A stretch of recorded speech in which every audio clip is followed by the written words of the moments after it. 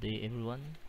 Today I will show to you how to navigate the vessel in coastal waters using electronic chart display and information system. Exercise number 6. So I have here prepared a sets of different parameters to be entered on the ECDIS before navigating the vessel. So I will use the set A parameters. So what are the parameters to be set before navigating the vessel? Set the ship's properties. We have the ship's drop, the air drought. Then number 2, set the CMAP chart settings. We have at least 2. Set the layers, which is standard. Then the process chart presentation, paper-like. Then number 3, set the following safety depths and alarms. There are at least 4 parameters. Then number 4, load and activate the route. We use the nav6 exercise number 6. Then number 5, how to activate the route alarms. Number 6, set the route alarms values just like in activity 5. And lastly, how to set the active leg window. Proceed to the ECDIS chart area. So the first one to be set is the set ship properties parameters. So using the cursor, drag your cursor to the ship properties tool panel bar on ECDIS. That's why this is the panel bar or icon. So I click left, then a ship properties window will appear. Select the general page. After clicking the general page, we have here the drought. So enter the value of the draft. For example, the given is 8.5. So I have already set the drought of the ship. The air drought, for example, is 15 meters. So I will set 15 meters. So the drought and air drought is already set. Then we can close this ship's properties window. Next, the second one, which is the CMAP chart setting. So the required is standard layer. So I click right on the mouse, select chart settings, then set the display layer, which is standard. So I click the standard button. Then the chart presentation is paper-like. So I select, then click arrow down, then select the paper-like. Okay, that is the second item or parameters to be entered into our ECDIS system. Then click apply. That's why if you notice, the chart area display is already on a paper-like and on the standard display category. Next, the third one. That's why I set the following safety depths and alarms. So I click the safety page, then enter again here the depth, the required, which is 32 meters. The safety contour, which is 11 meters. Then this shallow water, which is 8 meters. Then safety depth 11 meters. Then the safety height, it is not given here in our parameters, so just put, for example, 20 meters. Then put a check on the use 2 colors for waters, then click apply, then click OK.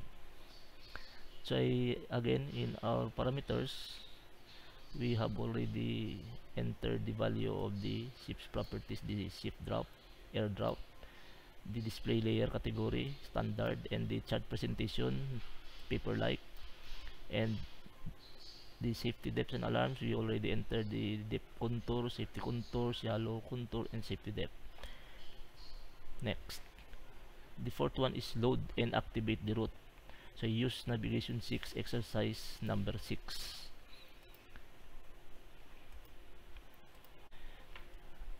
Drag your cursor on this tool panel bar of ECDIS. This is the load and unload object. That's why just click left, Then a dialog box, load and unload dialog box will appear. There are two pages. We have the route, we have the tracks. So the task is to load the route. The title of the route is exercise number 6, no? Navigation 6, exercise number 6. Just click to put a check, then click apply, then click OK. So if you can see, there is a route connected on our ship. This is the starting point, that is waypoint 001. Then another task is to activate. So how to activate? Position the cursor on the route leg,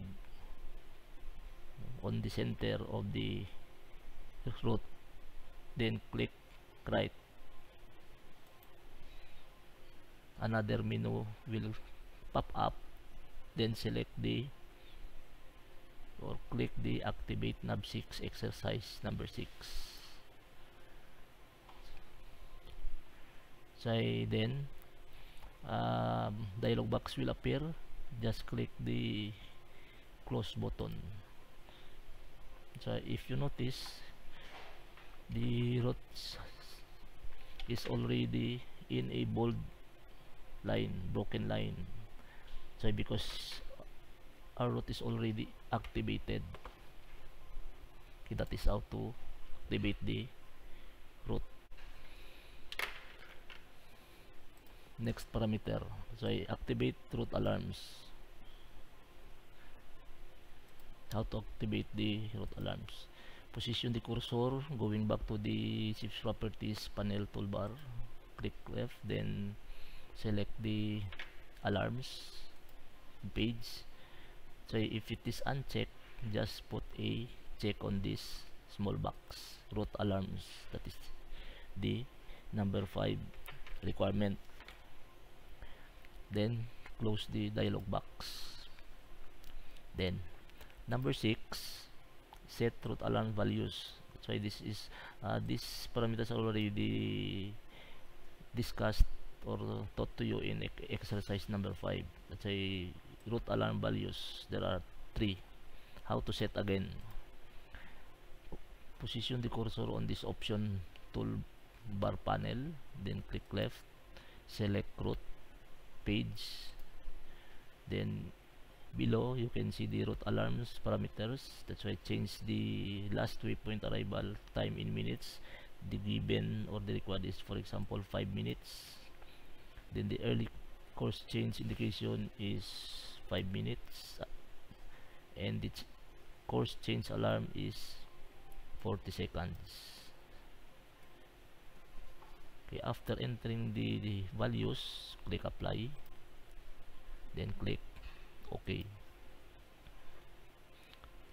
Okay, that is how to set the route alarms values.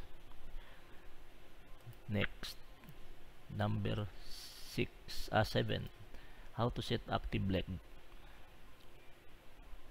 To set the active leg, in this console panel, if you notice, there are 3. We have the legend page, the editors, the radar.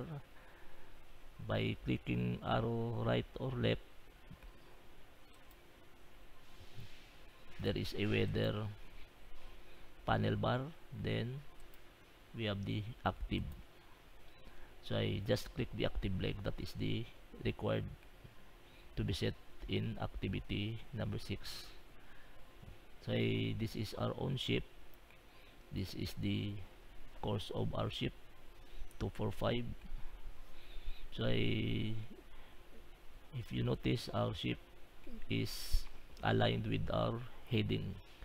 The heading now is 245. That's why our ship is not drifted on the starboard side or on the port side. Okay, that is how to activate the leg. So again, before we navigate our ship, some of the parameters are already set in or entered on the ECDIS functions.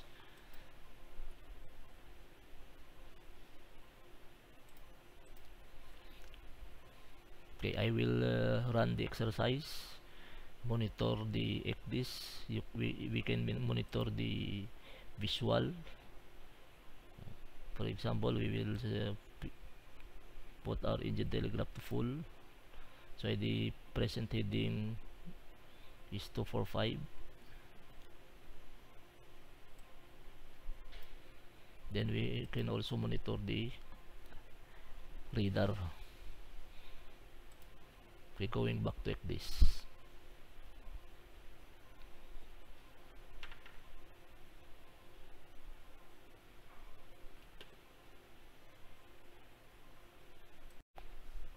Okay, the exercises has been started. So this is our own ship. This is the vector. The vector is equivalent to 3 minutes. So all vectors observed on the targets and on ships are 3 minutes. So you can, by using the vector, you can predict where is your vessel's position after 3 minutes. So the end of the vector represents the predicted time. Vector time is 3 minutes. So example, this target QME. So the position of the QME after 3 minutes will be on this area. So if you see, it is divided into 3 equal parts. That is depending on the speed over ground of the vessel. So it varies. So you can identify using the graphical representation of the vectors which target is faster, which target is slower. So in short, if the vector is longer than the other one, for example Dulia, and you compare Dulia and Julie, the faster one is Julie, because graphically you can see that it is longer. The vector is longer than the vector of Dulia. In our activity later on how to gather informations, we will use the target later on, this icon, the target table. For now, we will just observe the graphical representation of the vector. Okay. So you can change the orientation of the chart by, now the orientation of the chart is on in north up. So if you want to change it to course up, just click right or long press, then click or check the course up. So now the orientation is on the course up. So we say course up, our course is 245. So it is heading to 245, then the course is oriented on the up direction, no? That is course up direction.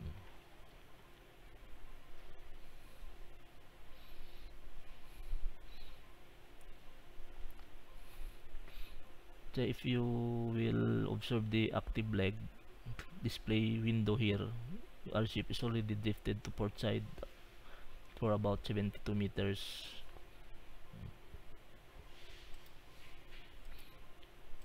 So if you zoom in, you can see that is drifted.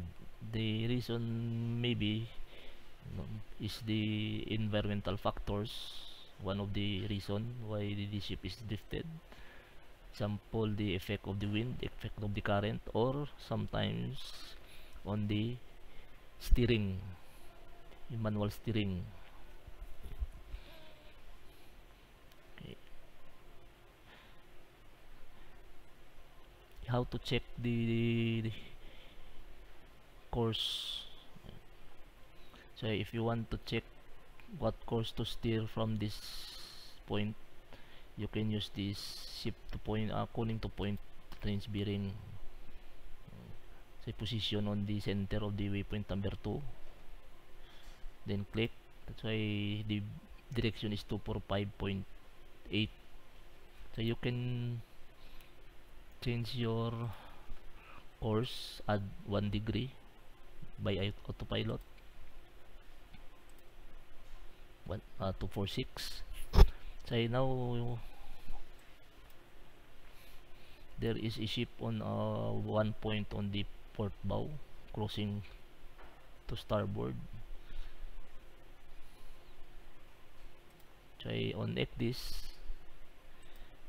What is the name of the vessel? Here on the radar the name is Deneb. On this, this is the Deneb. So the AIS of this target or ship is switched on. That's why you can see the name of the ship. So this isosceles triangle means that the ship AIS is switched on. So if the AIS of the other ship is switched off, you cannot see the AIS symbol on the ECDIS.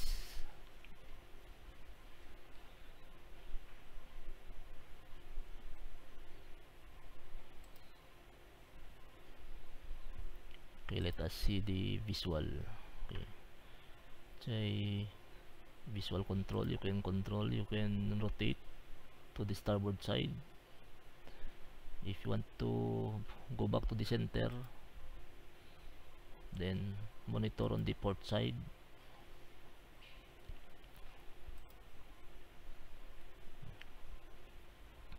So the Valkyria just passed by on our bow. She is entering the Keppel terminal.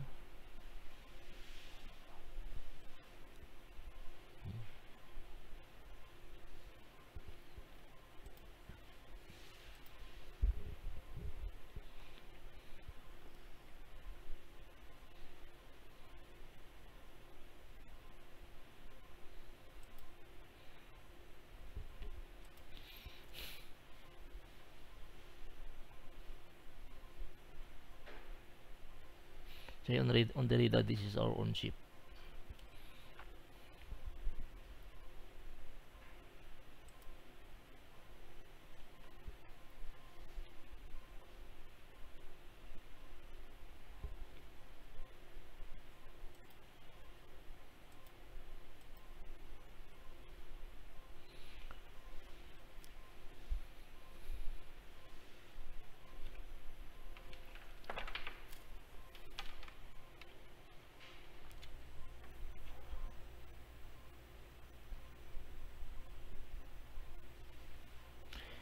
Okay, gentlemen, this is an example of your exercise number 6, navigating the vessel in coastal waters using electronic chart, display and information system, or ECDIS.